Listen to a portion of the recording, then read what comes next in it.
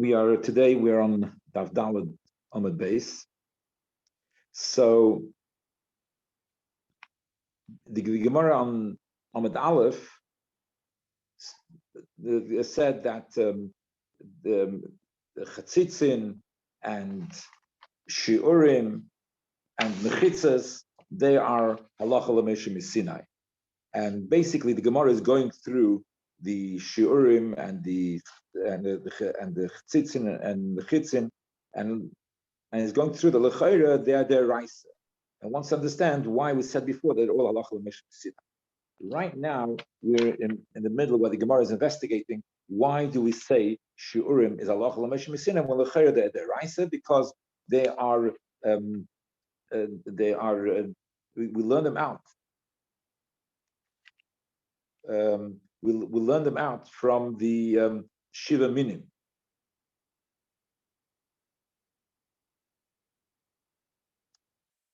Rav Chanan said that that from the Shiva Pasuk of the Shiva Minim, from that we learn out the various Shiurim. And right now we're in the middle of the list of the Shiurim, which we learn out from the Pasuk of the Shiva Minim.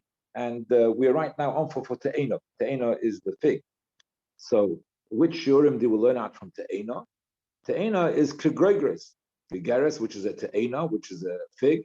And that is a shir which is in Hilchas Shabbos, that is the one of the major Shiurim concerning things which are edible for humans, and concerning carrying, that if you carry a shir, you are chayev. So the shir of carrying is established for most of the things. If it's things which are edible for humans, the shir for carrying is established by Gregors. If it's a shir of a Gregors, then you're chayev.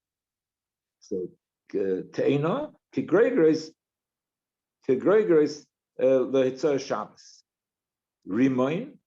Which shir do we learn out from the Rimoin? Kedisnan, because we learned in the Mishnah. Called Balabatim, all the Balabatim, which they have the vessels which belong to Balabas, not vessels for by somebody who is selling them, who manufactures them and sells them. But if the vessels belong to Balabas, Shiuram, the shear of when they are considered broken and therefore they're not Mekabel Tum anymore, that is Kirimoinim. The shear is if the hole in the vessel is as large as a rimit, so then the vessel is considered useless and broken, and therefore won't be Mekabel Tuma anymore. Just one or two words on this Mishnah. It says Kol Kli Balabatim Shiurim Kirimoinim. All vessels of the Balabatim, the shear when they're considered broken if they have a hole the size of a rimit. So first of all, Tosfos points out that this Mishnah is speaking about wooden vessels. If wooden vessels which are more for keeping things, but when we're coming to earthenware vessels which are used for eating and drinking, so then the shear is smaller. Also, to mention that this shear of Balabatim is because if it's by the person who manufactures them, so even a small hole, it's already it's not Mekabel Tuma, because obviously the person who manufactures them, he wants to sell them, and nobody's going to buy him a vessel which has a hole in it.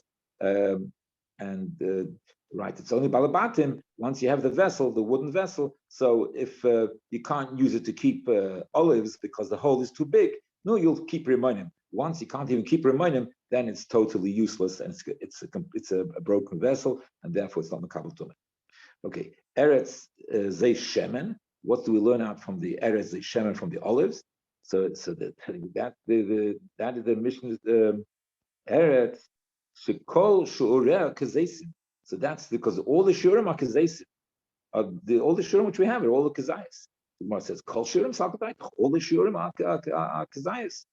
The Ika Haned Amara, we just have a whole Rishima of Gregorus, other things. So it says El Ema Eretz Shuriv Shureh Kazeisim.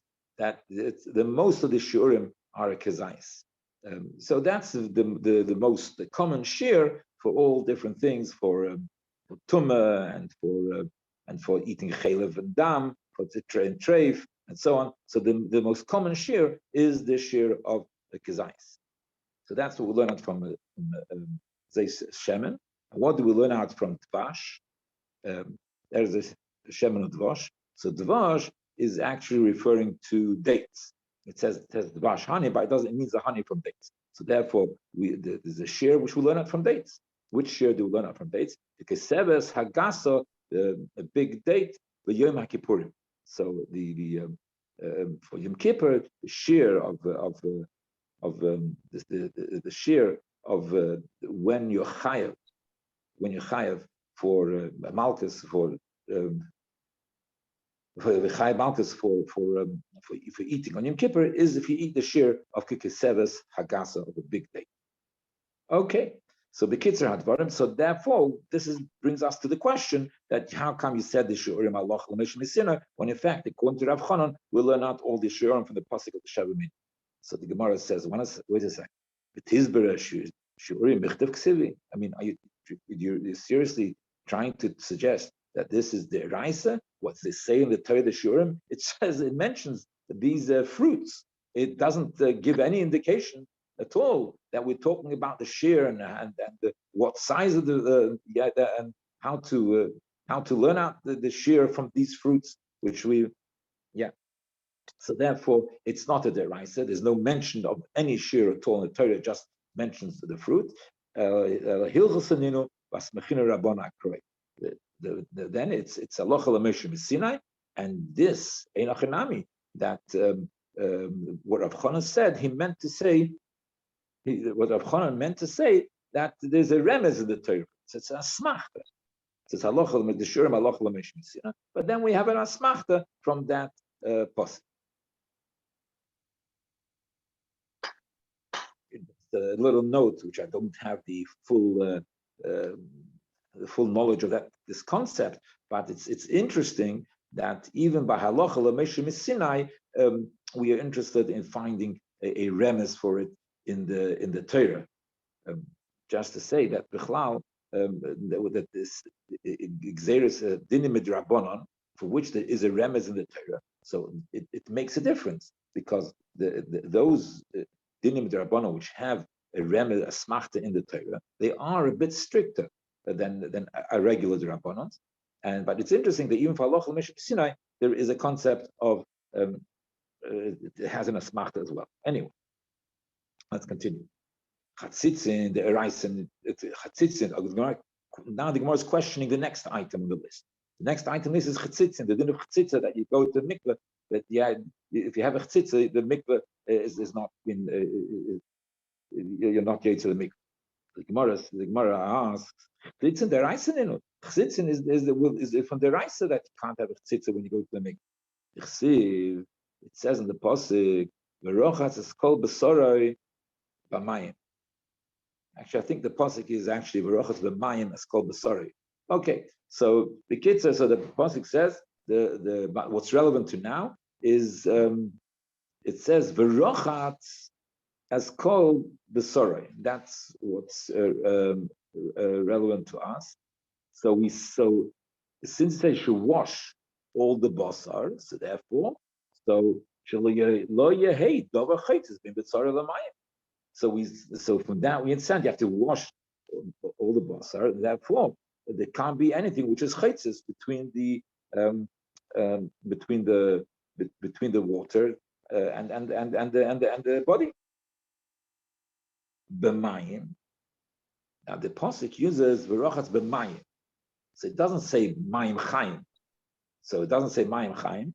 So therefore, b'mayim, any water, even if it's not mayim chaim. So b'may mikveh, it's even in the water which has been gathered in a spot, and it's not coming and renewing itself the whole time from a well. It's just the water which is gathered in a hole. That's also good enough. And then kol b'sorei mayim. So the fact that it says kol b'soroi, and so the kol b'soroi seems to suggest that you have to make the whole basar in one go.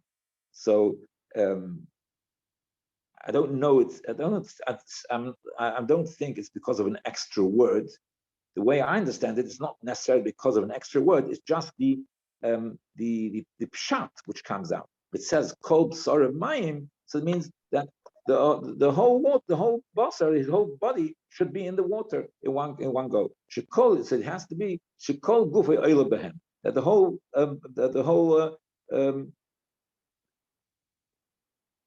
or sorry, maybe it should be read like this: the kol b'sar, from the word kol b'sar, we learn out that mayim shekol gufay oila behem. That it has to be the water which you can put the whole body in one time. Because kol b'sar is mizmashmet, it's like it's done in one go. So therefore, the water has to be such an amount of water which the whole body goes in one go.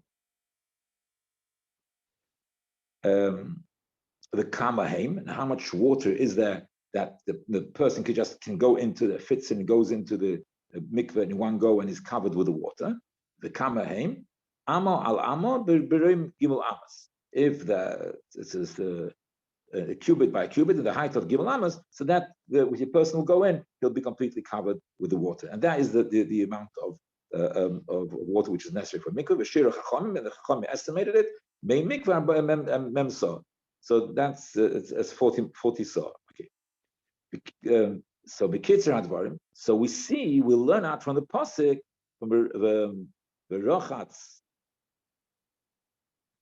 as called sorrow that there shouldn't be a chtzitza between the basar and the basar. But just in saying this, I'm just wondering. I said before that it says kol b'sara means you shouldn't have a chtzitza. I'm not convinced what I said was right. Maybe the pshat is the rochatz b'saroi. The rochatz b'saroi, so you can't have a chtzitza, because if you have a chtzitza, you're not washing your basar. You're washing the chtzitza. You're not washing the basar. So on balance, and thinking it over, I think that the correct pshat is that the berochat is called psare. It's not from the word kol, it's just from the word berochat and psare. It cannot be considered berochat psare if you have a chtzitza. And then be'emes, so the word kol is extra, and therefore the word kol comes to teach us, like we said before, that kol psare is coming to tell us not just to wash it one at a time. Kol psare means in one time, in one moment. Before I thought that is the pashto pshat, but maybe I think it's better to say that not that that's the pashto pshat the pasuk. It's just there is an extra word. There's an extra word kol, which is unnecessary. Berachas b'sarei, to say that would be enough. That you should not have a chtzitza. So just to repeat that, I've just changed a little bit that the pshat and the word kol is extra, and for that we'll learn out that you have to have water that the entire body can go in one time. Okay. So b'kitzer hadvarim. So we just now learned out that that from the pasuk from rochatz b'sarei, that you can't have rochatz b'sarei. You can't have a chtzitza. So why is saying chtzitza is halacha l'Moshe Sinai? It's a pasuk. So the Gemara says ki itzrich hildas l'sayrei. You need the halacha l'Moshe Sinai. You need for the hair. You would think that from the pasuk you'd say the body should say that. But the hair is also the chtzitza, and he's explaining himself. What does it mean, the hair? The hair. The Rabbi Rav Huna. The Omer Rabbi Rav Huna, nima achas kshura chitzetzes. If you have one hair and it's knotted, that's a chtzitza. Why? Because that part of the hair cannot, the water can't get to it because there's a knot there. One hair has become knotted on itself, and therefore the water can't enter it. Sholish, if you have three hairs have been sort of combined, there's the knotted, the three hairs there's one knot made of three hairs. So then ain't a chitzetzes. Then it's not a chitzetza. Why is that not a chitzetza? Because if it's three hairs, the knot is like made when the three hairs they got into a knot. So then it's going to be looser because the three hairs are together. It's thicker and it's looser, and therefore water is able to get in. The knot is not so tight. Shnayim ain't there. If it's just two hairs, they made a knot. So then I'm not sure As Rabbi Rav Huna says. I'm not sure if it's considered as a chtzitza because maybe the water can enter in between the knot, or the water will not be able to enter in the place of the knot. The kitzer hadvarim. So therefore, we see that even if the water gets to the skin of the person, but a part of the hair is knotted or dirty with other things, and the dirt prevents the hair being covered with water, being attached to the water. So that already is a chtzitza. So therefore, that's why you need Allah l'meishim misinai. That even by the hair, the din of chtzitza applies. That's Allah l'meishim is about. So the Gemara says, 1 second, Siren Namid Deraisa. The din of the chtzitza by hair is also deraisa. The Tanya will learn the Brisa. I'll just wait a second. Okay. The Tanya will learn the Brisa. Berochas is called B'soroi. So it is the word S there. So from the word S, we learn out S hatofel B'soroi. That even what's not the mamish, the basar itself, the skin itself, not mamish the skin itself, but the zehu sar, that's a sar. So what's the extra that we have? It's extra to the basar. The extra to the basar that we have on our body is the sar. So therefore, if we learn that pasuk, we learn out that the sar also we have the din of chtzitza. So again, what do we need Allah l'meishim Sinai for? If we know chtzitza from the body and of the sar, we know from the pasuk. So the Gemara says, Ki asai hilchased, what is the halacha? Lerubai ulmi utei, to roiv and miut, to ulamakpid she'ena makpid, and makpid and ena makpid, as he's going to explain. Like it is interesting. There's a machlekes here, Rashi and Tosfos. Rashi says that this din of roiv and makpid, etc., it's applying to the hair. That if you have a roiv of the hair, is a chtzitza or not? And Tosfos says it's not dafka the hair. The roiv makpid it applies to the whole body. It's not the hair. So according to Rashi, this din which we're going to learn now is about the hair. If a roiv of the hair has a chtzitza, a roiv does not have a chtzitza. And according to Tosfos, is if a roiv of the body has a chtzitza, or not a roiv of the body has a chtzitza. Okay, let's learn. The Omer of Yitzchak Dvar Torah. That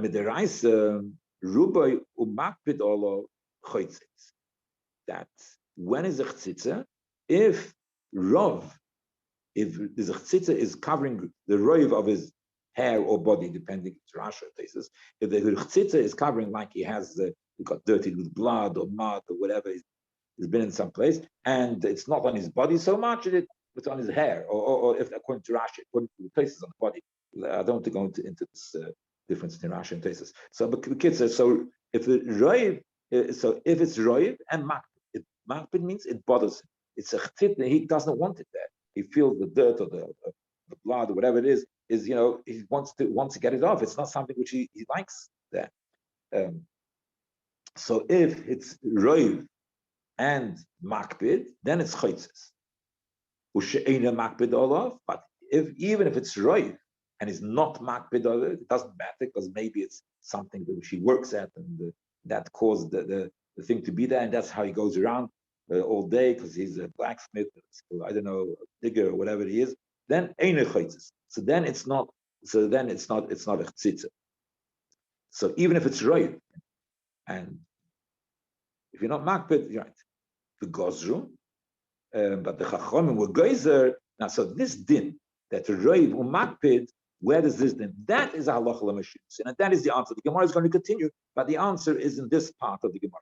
That halacha l'meshus is that roiv umakpid, then your tefillah is possible.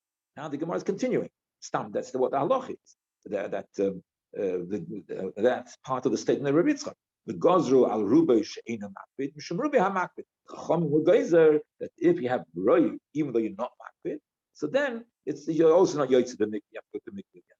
Mishum rubai hamakpid, because it is, in other words, because if you'll permit rubai she'ena makpid, so then people might come to permit even a roiv which is makpid, if you permit roiv in a case which ain't a makpid. So therefore they were geyser on all roiv. And then they also were geyser on all makpid. They were geyser on the miot, which are makpid, that you're not yotze the mikveh, because of roiv makpid. Because if something which is makpid, we will permit him and say that it doesn't matter, you're yotze the mikveh. So even by roiv, which is makpid, he might also think that he's still kosher, and he'll go over against the Raisa. The kids, so therefore they the Chacham were geyser. If you're makpid, they were if you're makpid, so they were geyser, right? So the Gemara asks the question. 1 second. If that's the case, that the Gemara Chacham were worried that you would be confused, and from miot hamakbid, if you permit, that's a kosher tefillah, you'll allow a roiv hamakbid a kosher tefillah. No, we can confuse something else. So if it's miut and it's not makbid, so if it's not miut, there's no gzeira. The gzeira is on makbid, even if it's a miut. Roiv, even if it's ain't a makbid. But if it has both leniencies, it's miut and ain't a makbid, there is no gzeira. So the Gemara asks, let's make a gzeira over there, because you might come to confuse.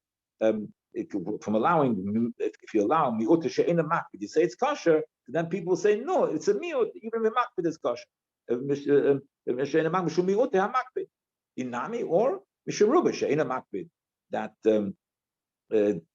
if you're allowing a miut she'ein a makbid, no, they'll say as long as you're not makbid, it doesn't matter. So people will come to permit even ruba she'ein a makbid. Say, it's not makbid, it doesn't matter. It's not considered a chtzitza. So the Gemara says that's not such a big problem. He go for gzeira.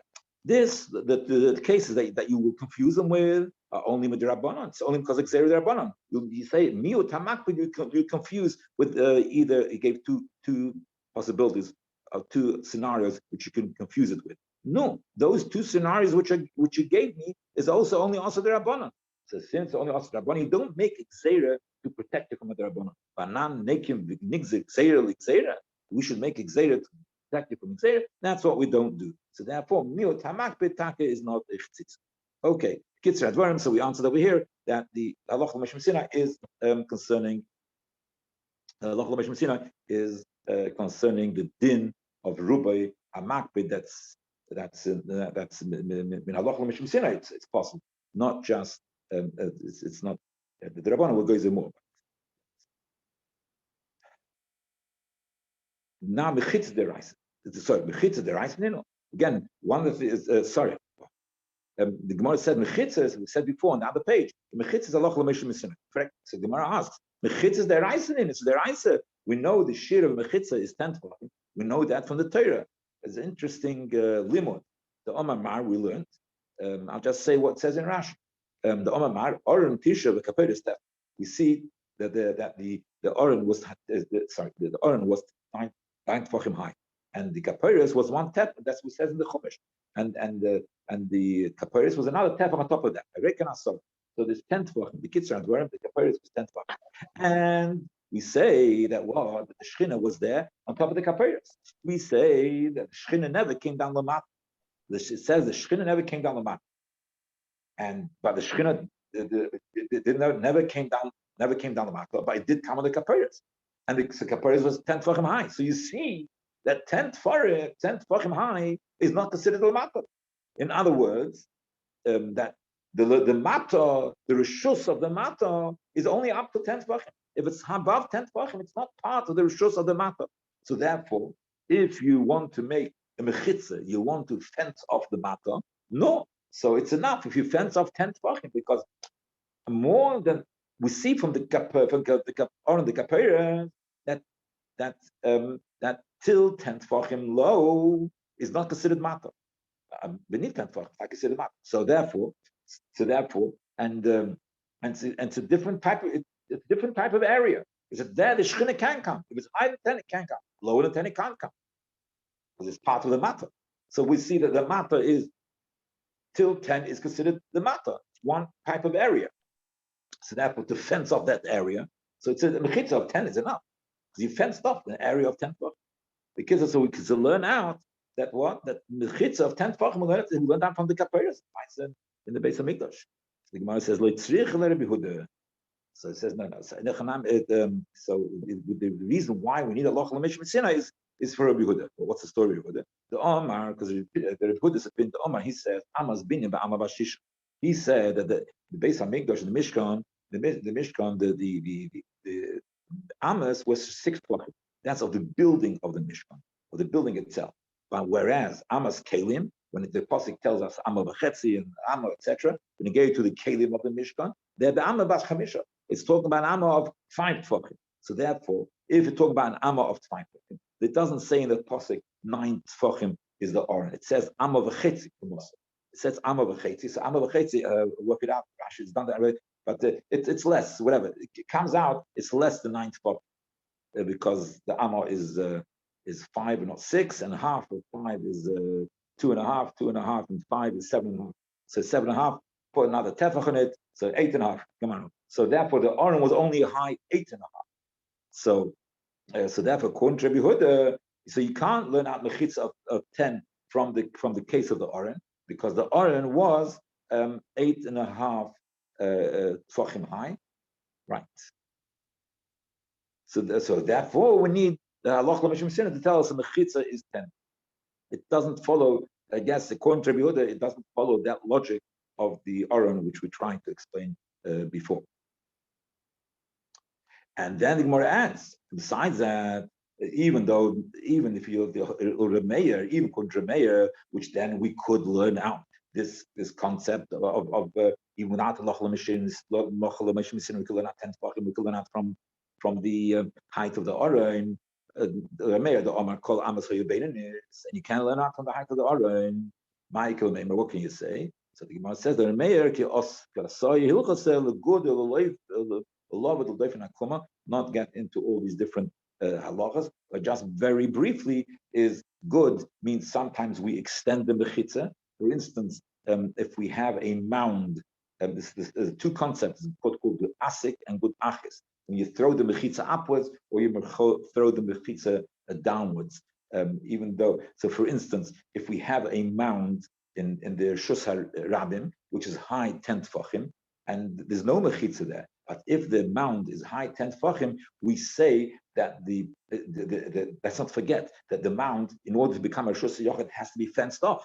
So we say good achis, that the 10 tefachim with the height of the mound, so we as if it goes all the way higher, and therefore it goes up higher, so therefore it fences off this area, and that area, this mound becomes a Rishus Hayot. So that's yeah. I'm sure right in the Gemara we'll be learning more of these things in various places. Okay, the Lavud, I think we all know about Lavud. Anything which is less than 3 tefachim is considered next to each other, as if it's full, and as if it's the gap is not there. So a gap of less than 3 tefachim is not really considered a gap. Well, the doifen akuma is like we mentioned before, which is actually something which is very practical nowadays when we have the built-in sukkahs. So when you have the built-in sukkahs, and usually it's a bit of a distance from some of the walls, and therefore we need to apply the principle of doifen akuma, that we say that the ceiling, which is between the wall and the schach is supposed to be next to the walls, but there is an area of ceiling which is more doifen akuma is up to 4 amas, up to 6 foot. So if we have a larger area of ceiling which is even up to 6 foot, up to daled amas, so we will say that this area of ceiling is really part of the wall. The wall, okay, it's a bit not exact. The wall is not so straight. The architecture has not been so massive, so amazing. So it's part of the wall, and therefore we will say that the schach is touching the wall. That's the concept of different. But the kids are all these things. That is halacha l'mishim sinai. Right. So we've answered we've gone through why is it necessary to have halacha l'mishim sinai in connection to mechitzin and shiurin and chatzitz. This Gemara says, what happens if the Movi is higher than 20 amas? And he wants to make it lower than 20 amas. How much are you memait? How much less should you make it if the beam is higher than 20 amas? How much less should you make it? Now we're talking now. The question here is from the floor. If you're able to lower the beam, that's fine. So you lower the beam and you put it, at the edge of the 20 amas, and that's kosher. But if you can't, for whatever reason, lower the beam and you want to raise the floor, so it's kamamite. So the Gemara says, I think get the question. Kamamite, how much you need to make it? That there should be, the space, the maximum amount of space should be 20 amas between the floor and the beam. So he says, no. My question was, how wide when you're raising the floor? If you lower the bima, it's quite simple. The kaira, it's quite simple. Just lower the kaira and gamanu, and the kaira is in the correct position, and it's fine. But if you're raising the floor, how deep does the raising of the floor have to be? So Rabbi says one tefach. So you only have to, that one tefach, which is underneath the kaira, you have to raise that tefach. The size of the kaira is a tefach. So that tefach which underneath the kaira, that you have to raise. And gamanu, and that is correct share over there. The rest of the mava is deeper and lower. Abai Omar says, no, you have to have an area of arba, 4 tefach. You have to raise that next to the kaira, that whole area, 4 tefachim deep. You have to raise it to be the correct. The Gemara says, let's say that this is the machlokes. The man, the Omer tefach. One who says tefach kasovar mutalish tamish tachas hakayra. The person who says tefach because he holds. And why is it tefach? Because he holds that the mavui, the edge of the mavui is by the outer end of the beam. The outer end of the beam. So therefore, the area underneath the beam is part of the mavui, because he holds the man the Omer tefach kasovar mutalish tamish tachas hakayra. The one who says a tefach, he says that it's permitted to use underneath the kaira. In other words, underneath the beam, that area is considered part of the mavui, which is you're permitted to carry, and therefore, so once you raise the floor at tefach, you have one place in the mavui where it's 20 where there is a hecker, because you need to have a hecker. It's to remind you. So there is one place in the mavui where it reminds you. If you're standing underneath that on that tefach, it will remind you, and so therefore you have a reminder. So right, and I'll just make it short, and I think tomorrow I will try and give some additional insight into it. The man, the Omer Abba, the person who says Abba, he holds also lish tamish tachas hakayra.